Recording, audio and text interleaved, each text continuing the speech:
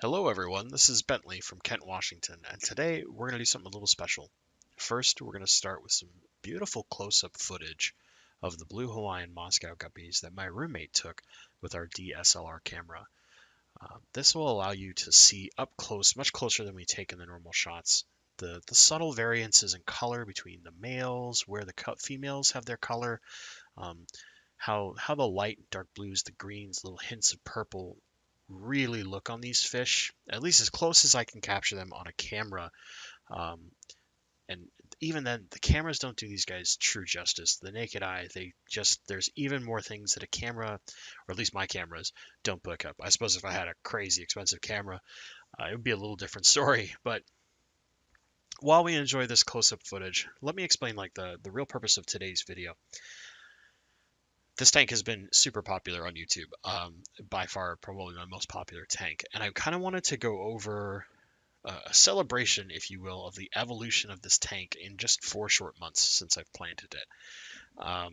This will let you see just how in such a short time, only a few months, you can go from something simple where it's maybe hard to see what it's going to turn into, to this really nice, densely planted tank, but it still has room for new stuff, and how you can add new plants or change plants to add a completely different feel into the tank.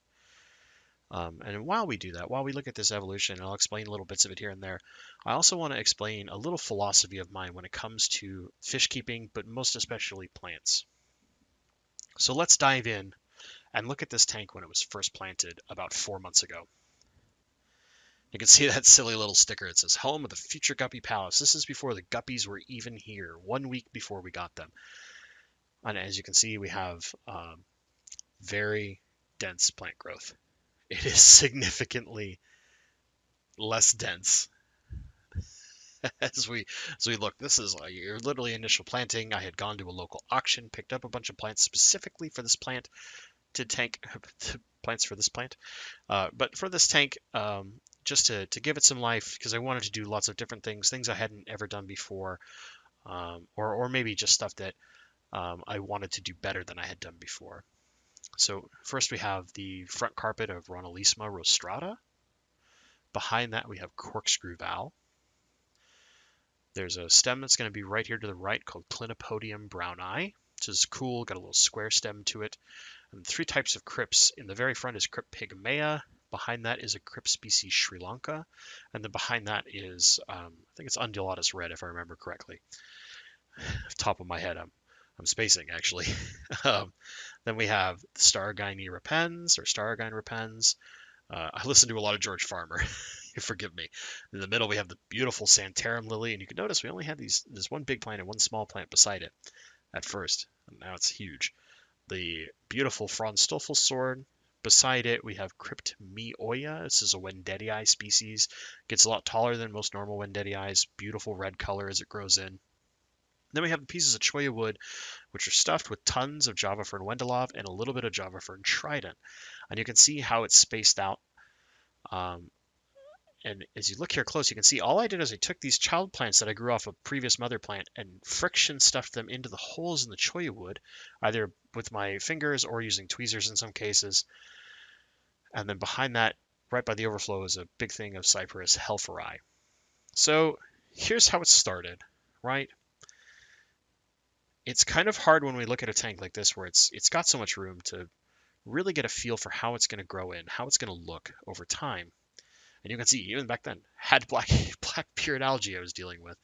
Maybe I should have nicked it in the butt right then. My roommate's arm, always helpful guy. But here's where our starting point was. And you can see even from this, like, you can kind of get a vague idea, but it was definitely like, we need to add some more stuff over time, change some things up.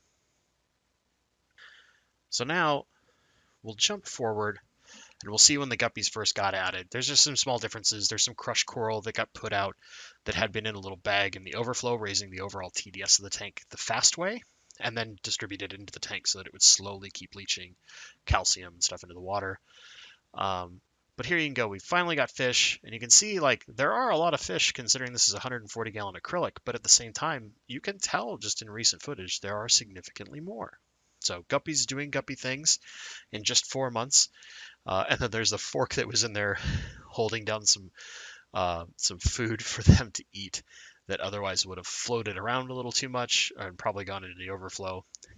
And we'll zoom in a second, you'll see it. It's kind of comical that we forgot to pull this out before filming. So I mentioned a little bit as we watch this evolution. I was going to talk about a philosophy and how I approach fish keeping, some other things in life, but mostly and most especially how I do plants.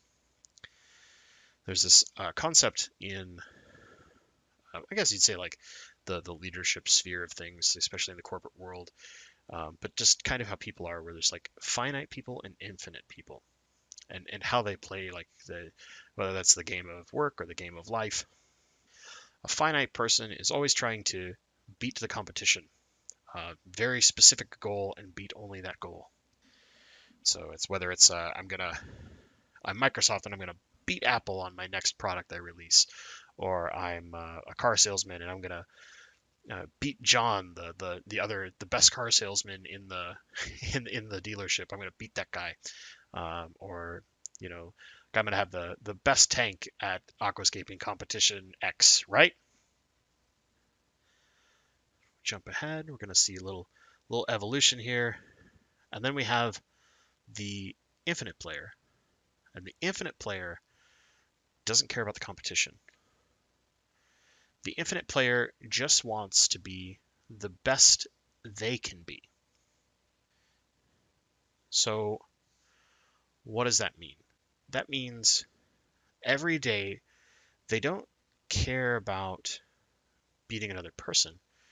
They care about maybe they're creating a better product, or they're learning more than they learned the day before. They're learning a new way to do math, or better history, or a new way to grow plants, new way to spawn fish. It's not about beating someone else. It's about being a better you, creating a better thing, and worrying only about yourself, your like personal growth. And that can, in the corporate world, that's usually more like the idea of I'm going to build a better product than I built the day before, or the last release, or the last year. As a person in plants and fish, I take that from the perspective of I'm going to learn something new continuously. I'm always going to be trying something new, challenging myself, not accepting good enough. There's this other great statement that the the destroyer of greatness is good enough. In that, if we only settle for good enough, we don't ever aspire for greatness, and we can't ever be great. So I take that in the way that I do things, and I'm kind of naturally a competitive person, but I've changed that from when I was younger to caring more about, I should say, like personal growth in a way where like I always want to be the better me. So if yesterday I finally got a plant to do well that I hadn't ever done well with before, then the next month I want it to have propagated more than I had previously, or show better color, or I want to build the next guppy tank I build is going to be the best guppy tank I have ever built compared to every tank I've previously done, because of lessons I've learned, things that more aesthetically pleasing to myself, or just challenging myself to always strive to be better, to never accept good enough, to always try to be the greater and greater me. So I take that approach with plants and fish, in that, yeah, I'm gonna have setbacks, I'm gonna screw stuff up, but I'm gonna learn from those things, and I'm gonna apply it. And it's a lot like it's kind of like plants, where like plants can get algae, they can struggle sometimes, but they're tough, they hang in there, and eventually they're gonna grow, they're gonna flourish, they're gonna be amazing, they're gonna have more and more child plants, and pretty soon you're gonna have a sparse tank turn into this beautiful, densely planted tank. We can do that as people. And that's what I kind of strive to do. And I hope you do the same. Maybe this will help you like approach fish keeping a little better, instead of like, hey, I want to I want to be the best breeder this store has ever seen. Why don't you just be the best breeder you've ever been? Or the best plant person, the best aquascaper. And you pick which one you want most, but always strive to be better you than you were the day before. That's my kind of philosophy on things. And as we've seen this tank evolve, now here we go. This is some pretty recent footage where you can just see how dense that Java fern is, the Stargine repens. There's some new plants in there. How many lotuses have come, that giant swords, mass thing of Pogostemon octopus, all those crypts. Over time, it's grown in and become amazing from something very simple. We can do the same. Over time, we can grow and become something amazing from something very simple. As always, guys, thank you so much for watching. Become the greater you, aspire for greatness, and as always, stay awesome.